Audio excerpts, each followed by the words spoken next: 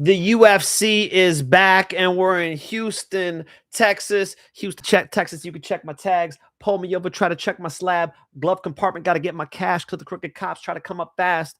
They see me rolling. They hating, patrolling, and trying to catch me riding dirty. Trying to catch me riding dirty. Come on, son. That song was cool a long time ago. I promise you. Promise you it was. All right? If you're the average listener of this show, hopefully you know what that song is. We're back in Houston, Texas. I think this is a good card. The prelims are stacked. The main card's got some dogs that I absolutely attacked. I got not one, not two, but 3 underdog bets over on Premium Channel. If you want to see who I'm betting on, direct message at mikefinchshow on Instagram. Bet them last week. Bet them early. And I'm on them heavy. All right? But I know what you're here for. Here are my 5 most confident picks for UFC Fight Night Houston. And I'm starting with the main event. We're going Fluffy. I think Fluffy gets this thing done. I like the forward pressure. I like the ability to chain wrestle. I do think Deshaun Strickland has good cardio and likes a fight, but he's going to be the one backing up in this one. It's a major fucking problem. I'm taking him over a pretty... I'm taking Fluffy Hernandez over a pretty game and veteran Sean Strickland. I think Fluffy Hernandez is next up. Him and Hamzat has to happen.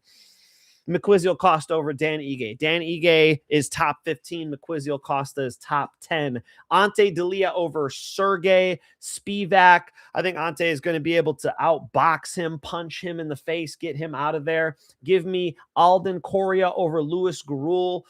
Coria, vicious striker. Very, very talented on the feet and has ability to land takedowns in nice sequences with the striking. I think he's a problem. And then I guess I'll take Carly Judice over Juliana Miller, although I think the 7-1 odds are a little ridiculous. All right, let's break this shit down. You guys want to start with the main event? I do. Fluffy Hernandez getting his crack. I'll tell you what. Fluffy Hernandez moving forward, boxing his way into clinches is going to work well against Sean Strickland because when he gets his hands clasped, I think Sean is going for a ride and Sean likes to move forward too. I think they'll just run into each other. You know, you could look back at, Michel Pereira throwing bombs on Fluffy Hernandez. Fluffy Hernandez does a good job moving, rolling with shots, and eventually he'll get a hold of you and drag you onto the ground. I think Sean Strickland's going to tie up with him, and that's a mistake. You know, these extreme couture guys, they punch the underhook, classic shit, right? Jack up the underhook, get off the fence. I think as soon as you punch that underhook with the Fluffy, it's going to be a series of unfortunate events for you. He does a great job in tie-ups. He does a great job on the fence. Sean Strickland is a better striker, pure striker, but I think this is going to be a blended fight. And when Fluffy starts working, I mean, he is brilliant. He puts one hook in, he gets you onto a hand, onto a knee on the ground. He'll start accumulating damage, working for that neck. I do think he finds a strangle. I do think he gets Sean Strickland out of here. Sean Strickland sparring like he's a kid, you know? I don't like the footage of him and Michel Pereira sparring. They're throwing big, stupid shots, okay? Just fucking banging it out. That's how they spar, and that's how they've been fighting. Like, look at Sean Strickland starting to get pushed back by Dricus du Plessis. He starts throwing crazy shit, and that comes back to bite you. If he's planting his feet like that, you know what Fluffy's going to do. He's going to get into that body. He's going to get those takedowns. I think it matters here. I do think he gets Sean Strickland onto his hands and his knees, and then he's going to climb up on that back, and his choke game's nasty. You know, Fluffy Hernandez, Rodolfo Vieira, right, got out of there via submission. I mean, his submission game is really nice. 25 minutes. I do think he gets Sean Strickland out of there. And then, you know, it's Fluffy Hernandez versus Khamzat Chimaev. Fluffy representing USA against Khamzat, against Russia, against Dagestan. Khamzat's Chechnya. But, at the White House, come on. Let's fucking run it. Let's go. I like that shit, okay? Fluffy Hernandez is a dog. I think it makes sense. Fluffy Hernandez gets Sean Strickland out of there, punches his ticket to a title shot. I'm all there for it. Next one I got up for you guys is Miquizio Costa versus Dan Ige.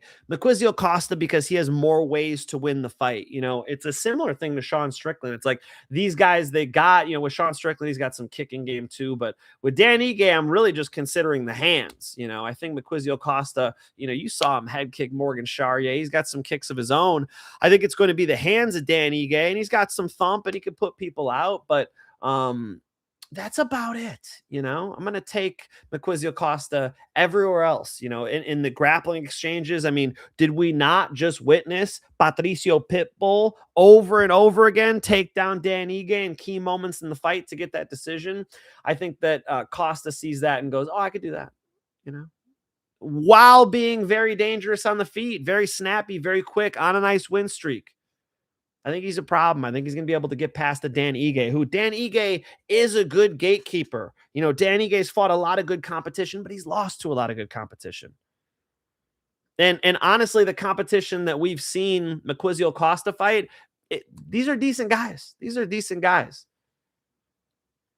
Dan Ige probably goes long, like he probably makes it a fight, but give me Miquizio Costa, a guy who's dangerous on the feet with his legs and very dangerous and live on the ground with submissions. I do think he's going to be able to best a Dan Ige. Then I'm going to go with Ante, Delija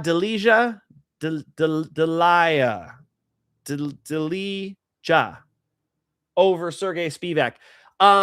I think Ante is going to be able to punch him in the face. You know, Serghei Spivac, not a lot of consequence with his hands and doesn't do a good job keeping you away from him. So I see Delija, boom, hitting him with some big shots as he crashes in there.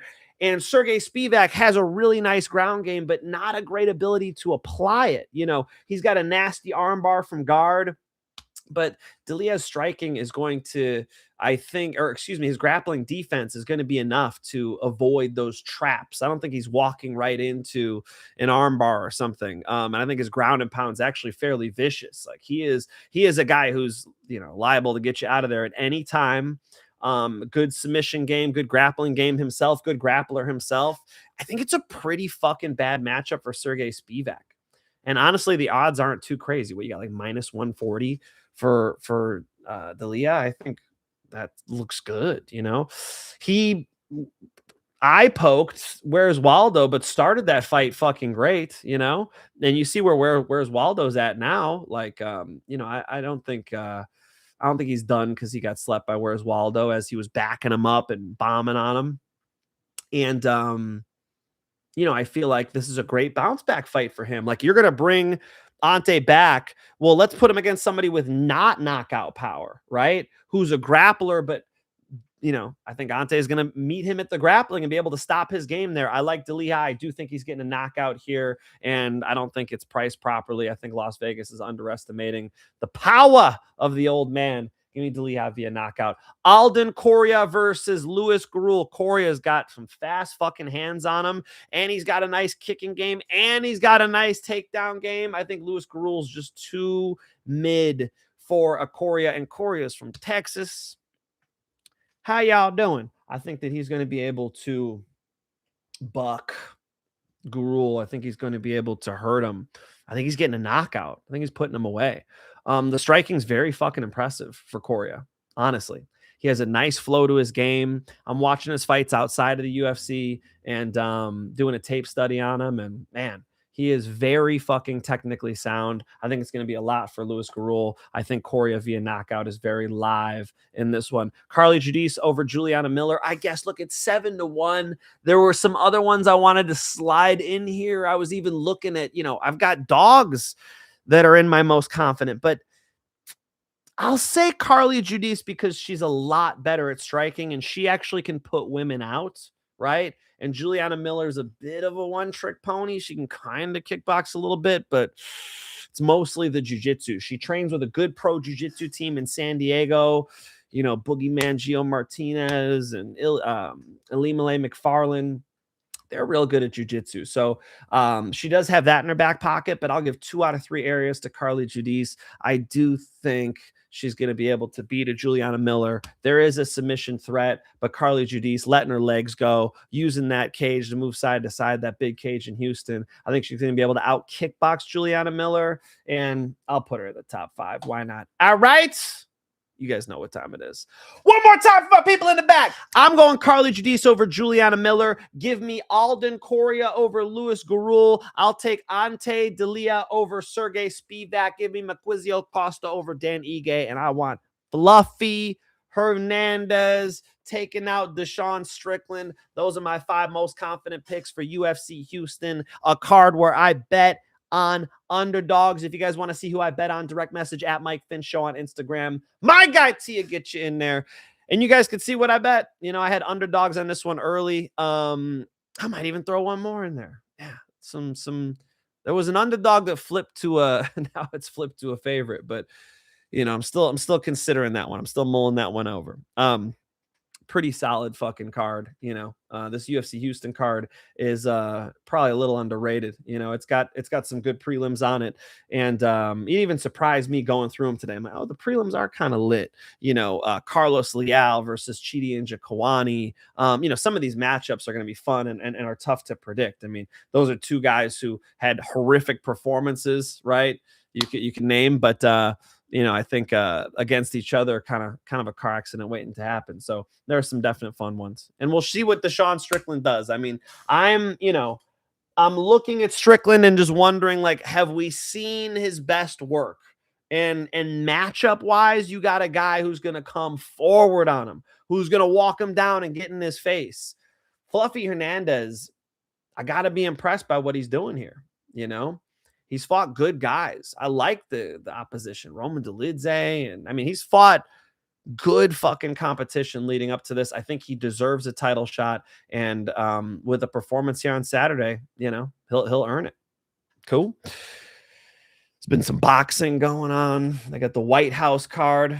I'm super jazzed, right? My Russian buddy Artur, he's like, dude, let me know if we can get tickets to the White House card. So I guess that's my new fucking assignment. All right, I gotta figure out how to get over to the White House card. Should I go media? Like, what should I do? What do I got to do? Let's figure out first what it is. Is it 10,000 people? Is it 70,000 people? What are we talking about here for a White House card?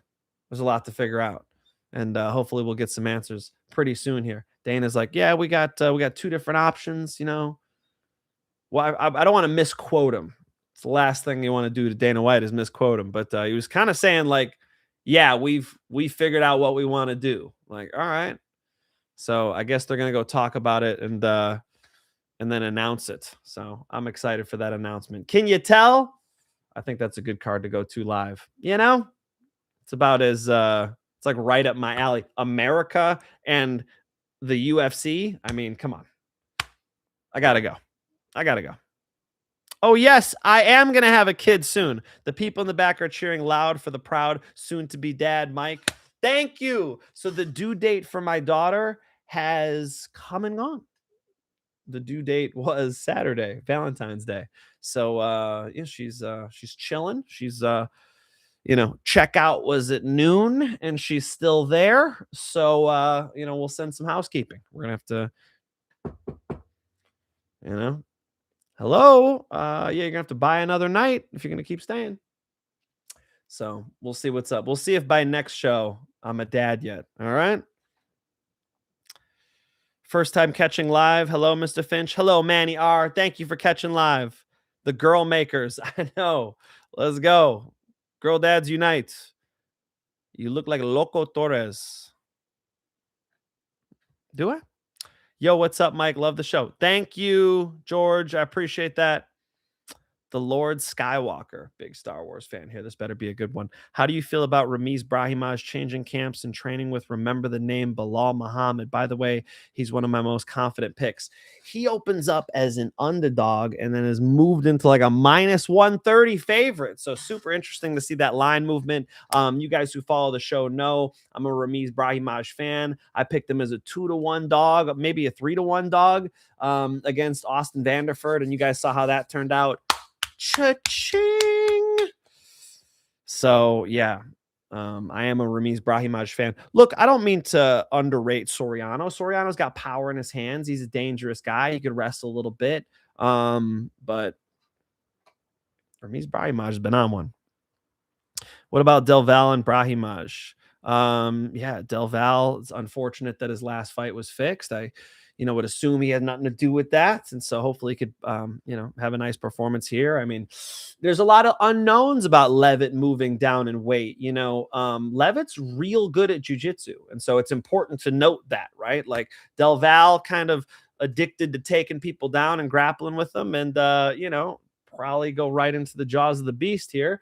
I don't know how much of a beast Levitt is, as his losses are to the jiu-jitsu nerds. You got him losing to Patty Pimblett and Chase Hooper, but very good jiu-jitsu technique. Not a explosive guy, not extremely physically strong, but here he is moving down in weight. A lot of, unknowns here and sort of a lot of things to find out in that fight. Cool.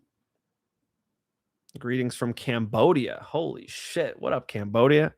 I hope the Epstein files won't interfere with UFC White House. Ha! That's hilarious. No, I don't think so. I don't think so. Wow, people love talking about that shit. It's unbelievable how often that comes up. No, I would not. I would not assume so. Welcome to the club, Finch. I have 3 girls. Holy shit, Junie. Congratulations. 1 set of twins. Identical twins? I have identical twin little sisters. Life is beautiful, but man, you're in for a ride. And then he sends a laughing face. All right, fuck. Well, the recommendation I've gotten is catch up on your sleep. So I've been fucking sleeping. I've been sleeping in. Levitt had good offensive jiu-jitsu, but has poor submission defense. Yeah, Jordan Levitt is an underdog, and I don't think that's wrong. What do you think about Jacobe Smith? Explosive dude, kind of a high risk taker though. Like Jacobe Smith comes out there breaking the fucking doors down. And then Nico Price and him had a bit of a fight. He's dangerous. I mean, Jacobe Smith, you're taking him on a week's notice. That's a fucking issue, right? Like Jacobe Smith is definitely a capable, he can wrestle and box. So capable fighter. Yeah, I think he's the favorite for a reason. You know what I'm saying? I'll drop my full card predictions after weigh-in. Some of these guys, you got to see them weigh in. That's one where, it's on less than a week's notice because of the opponent change. You got Chidi and Njokuani dropping, weight, having to make weight in a weight class he's missed before. So how's he going to look there? You've got Monkey King, Jordan Levitt, dropping a weight class. What is he going to look like on the scales? I think, doing full card predictions right after weigh-ins is actually nice because I really get to see the health of the folks, because when they miss weight, I'll tell you what, not a big fan of betting on them. You know what I'm saying? All right. I'll give you guys one rumor I heard that I like. Alex Poatan Pereira. Interim title versus Ciryl Gane. Is that not a good fight? Poatan versus Gane. Pretty sick striker versus striker. Can't you just imagine Poatan coming out there, storming him back, twitching, looking for that left hook, looking just to put that hook over the top. Boom. I like that matchup. Ciryl Gane on the balls of his feet, trying to move around a little bit. Poatan stalking him down. That's kind of a fun one. So if that happens, I'll be a fan. I want to see Tom Aspinall back. Get your eyes back, bro. But that's a cool one. And then, and then my personal request to Dana White. Dana, McGregor versus Justin Gaethje, White House card, interim title. Right? Do that one. Got Gaethje representing the USA. He doesn't have to go get knocked out by Topuria. And then you got McGregor, been to the White House, right? They like him. Boom. Beautiful matchup. Gets McGregor back, John Jones talking about my hip hurts. I have arthritis. I can't play whatever fucking goofy ass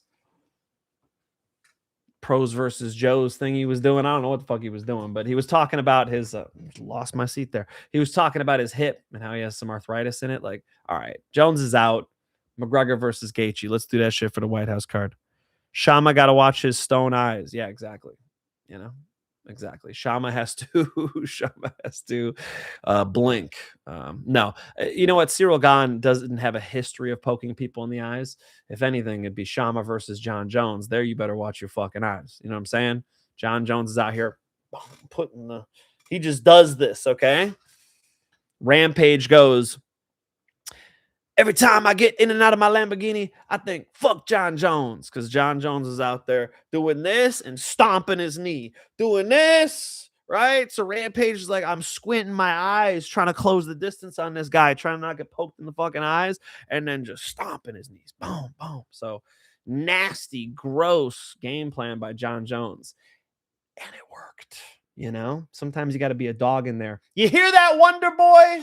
For those of you that don't get the reference, Wonder Boy's like, you know, when I throw the front leg side kick, I'm not really trying to hurt the guy. I'm just trying to.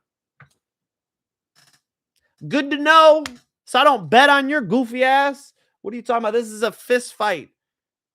There are racks on the line, okay? You get a title shot, you become champion. We're talking about hundreds of thousands of dollars, if not millions. And you're not going to stomp that guy's knee? Okay, good to know. Good to know, because I'll fade you then. You know, I know that you're not out there to damage people. You know, so I got no issue with John Jones being a dog and stomping. You know, he's a mean guy, but I do have an issue with the eye pokes. Right, as soon as you get known for poking people in the eyes, that's not good. Right? We wanna be fair enough. So I don't think it's a problem with Cyril Gane like it is with John Jones. I don't think he's a villain. Okay. I don't think Cyril Gane's the villain here. He's not the one you're looking for. He did quit when he fought John Jones. I did not fucking appreciate seeing that because it turned into a bad fight. But, you know, I don't think he's a cheater. All right. Yes, I do have a straight bet. Yes, I do have bets out. Who would you put $1,000 on this weekend? I'll tell you right now. Over on Premium Channel. I'm going to make the video for Premium Channel right now. I already gave out not one, not two, but 3 underdog bets over on the Premium side. If you want to see who I am betting on, and I'm on a little bit of a roll right now, I must fucking say 3, 5, and 1 in the last 2 cards. DM at mikefinchshow on Instagram. We'll get you into Premium Channel. And as always, you guys know what the fuck it is.